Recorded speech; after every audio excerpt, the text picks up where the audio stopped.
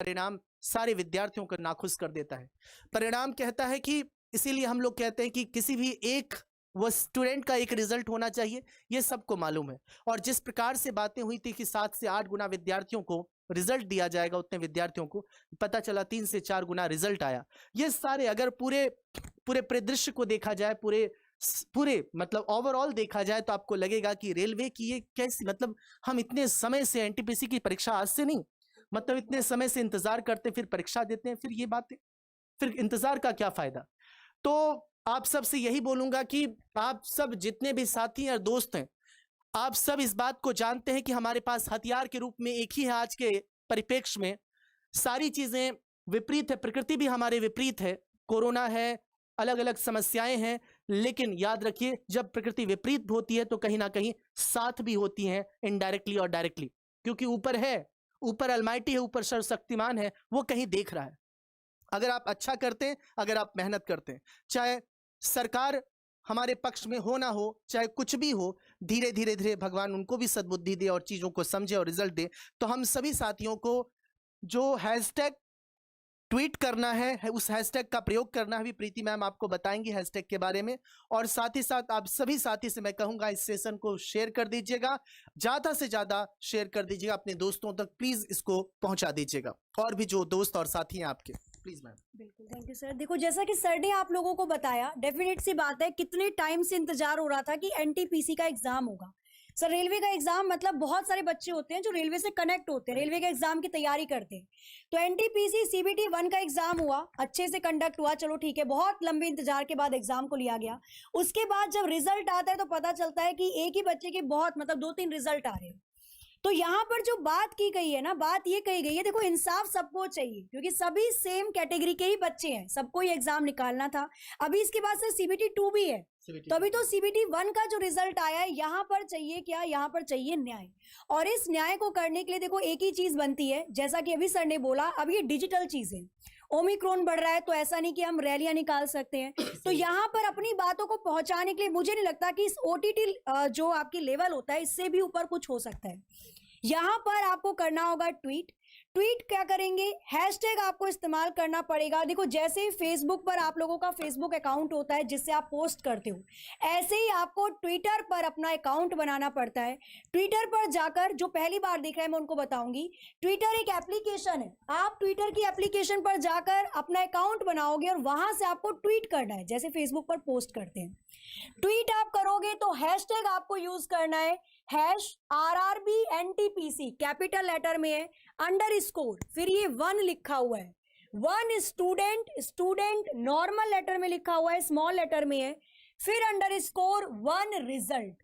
मतलब एक स्टूडेंट का एक ही रिजल्ट होना चाहिए, जाहिर सी बात है, तभी तो जाकर जो गड़बड़ी हुई है इसमें कुछ समाधान हो सकता है।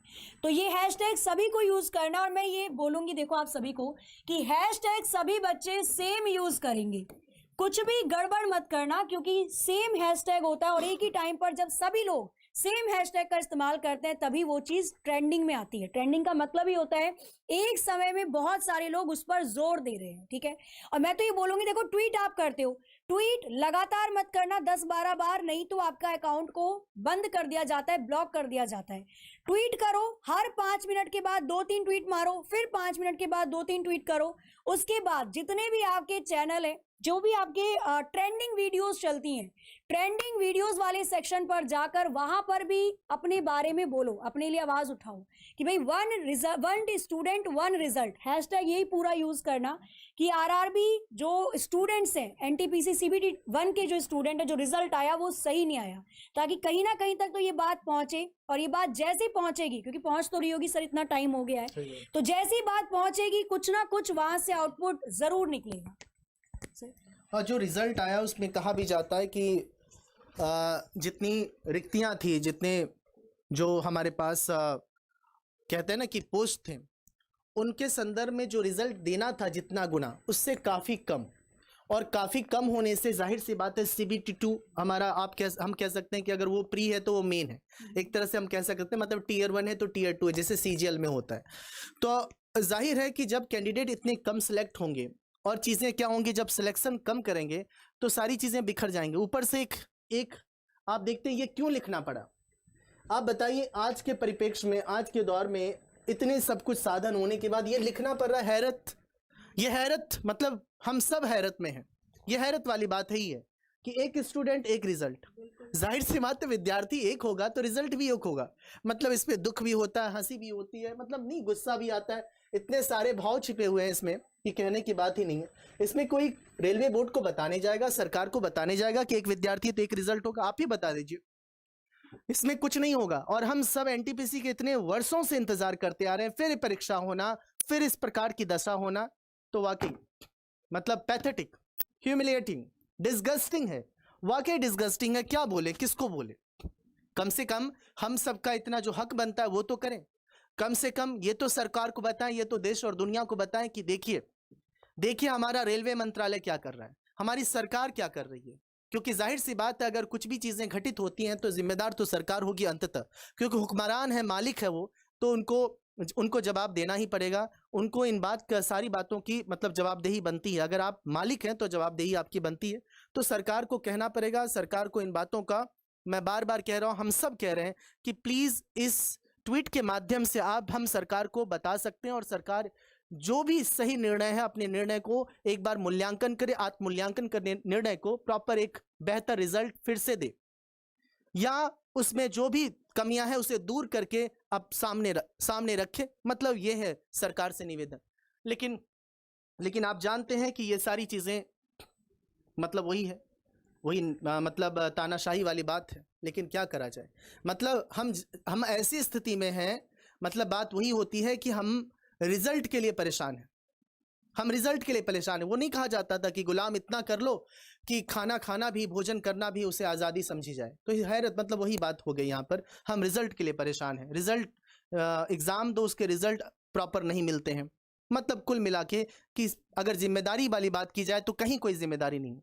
इसलिए आप सबसे यही बोलूंगा कि जो आपके पास मैम ने जो जानकारी दी कि #RRB NTPC ये कैपिटल में होगा, और _1 स्टूडेंट _1 रिजल्ट का ये, इस ट्वीट को आप ज़्यादा से ज़्यादा प्रोसीड करिए, ज़्यादा से ज़्यादा ट्वीट करिए, और अपने दोस्तों और साथियों को शेयर करके बता दीजिए कि हाँ, हम जब तक इसमें प्रॉपर तरीके से, जब हम संख्याओं में, लाखों संख्याओं में ट्वीट नहीं करेंगे, तब तक सरकार तक ये बातें नहीं पहुंच पाएंगी।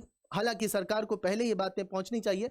अलग अलग माध्यम से रिप्लाई सरकार के द्वारा आया, लेकिन वो रिप्लाई प्रॉपर नहीं है, ऑथेंटिक नहीं है, अभी तक स्पष्ट नहीं है, क्योंकि वो पल्ले झाड़ने वाली बात है। इसलिए वी वांट जस्टिस, इसमें कोई दो राय नहीं है। वही बात मैंने कहा ना कि गुलाम इतना कर लो कि भोजन करना भी आज़ादी समझी जाएगी। ये बात वही है। रिजल्ट लेना भी इसे बोला जाता है कि हम हक मांग रहे हैं। ये तो बाय डिफॉल्ट है, सरकार का ये कर्तव्य है कि अगर अब परीक्षा हम देते हैं, परीक्षा में हम बैठते हैं, तो उसका रिजल्ट दे, प्रॉपर रिजल्ट दे।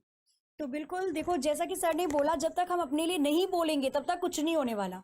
और ऐसा नहीं है, हम सर सभी टीचर, एग्जामपुर के भी टीचर और भी टीचर जहां से पढ़ते हैं, जो स्टडी चैनल है, बहुत सारे टीचर आगे निकल कर आए हैं इस मुहिम के लिए, क्योंकि आप स्टूडेंट्स, आपसे हम लोग हैं, है ना, और एग्जाम से ही हम सब हैं। और जब एग्जाम टाइम पर नहीं कंडक्ट होगा, एग्जाम आपका टाइम पर रिजल्ट प्रॉपर तरीके से नहीं देगा, तो सारी चीजें बेकार हो जाती हैं।